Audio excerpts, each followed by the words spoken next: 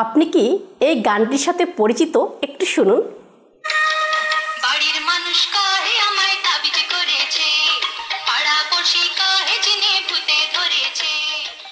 আসলে যে ব্যক্তি এই গানটি রচনা করেছেন তিনি আসলে সাইকোলজি সম্পর্কে ধারণা রেখেছেন। এই এআই এর যুগে, অর্থাৎ এই জেনজির যুগে এখনও আমরা দেখছি সমাজে মানুষ বলছে যে কাউকে ভূতে ধরেছে, তাবিজ করেছে যখন কেউ মানসিক সমস্যায় ভোগে। একটি উদাহরণ দিতে চাই, কারণ অনেকগুলো কেস এই এক বছরের ডিল করেছি, যেখানে গ্রাম থেকে মেয়েদের আনা হয়েছে যে তাদের জিনে ধরেছে, ভূতে ধরেছে। যখন সেশন শুরু করেছি, একটা সেশন, দুটা সেশন, তৃতীয় সেশনে আমি ওই মেয়েকে কনফ্রন্ট করেছি যে তোমার হাতে এগুলো কি?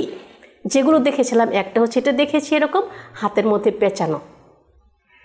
তারপর দেখলাম যে তার এখানে থেকে এই তাবিজ দেখা যাচ্ছে। তখন তাকে প্রশ্ন করলাম যে এগুলো কি কারণে পড়েছ?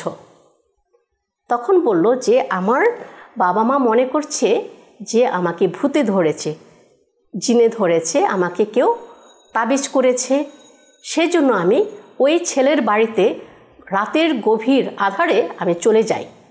তখন তাকে প্রশ্ন করলাম আর কোথাও কি তাবিজ আছে? তখন বলল যে আমার কোমরেও আছে। আমি তখন বললাম যে আমি তোমাকে কেচে দিচ্ছি, তুমি দয়া করে এগুলো কেটে ফেলো, এগুলো আসলে কোনো তোমাকে জিনে ধরে, ভূতে ধরে। তোমাকে এই 3 দিন সেশনে যেটা বুঝলাম এবং তুমি যেটা আমার সাথে শেয়ার করেছো সেটা হচ্ছে তুমি ওই ছেলের প্রতি অত্যন্ত দুর্বল এবং তোমাদের প্রেমের সম্পর্ক অনেক গভীর।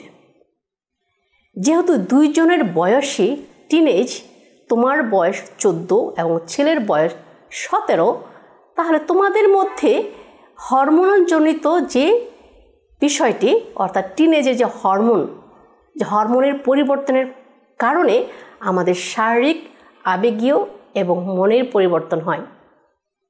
এবং একটি বিশেষ লক্ষণ হচ্ছে এই বয়সে ছেলে এবং মেয়ে দুইজনের প্রতি অত্যন্ত আকর্ষণ এবং ভালোবাসা থাকে।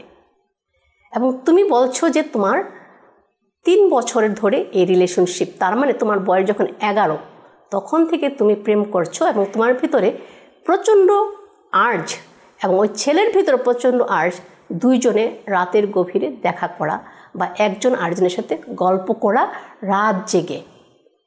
আসলে এই যে আচরণ, এই আচরণটা কোনোভাবেই ভূতে ধরা, জিনে ধরা বা কেউ তাবিজ করেছে, কেউ নষ্ট করেছে এইটা না।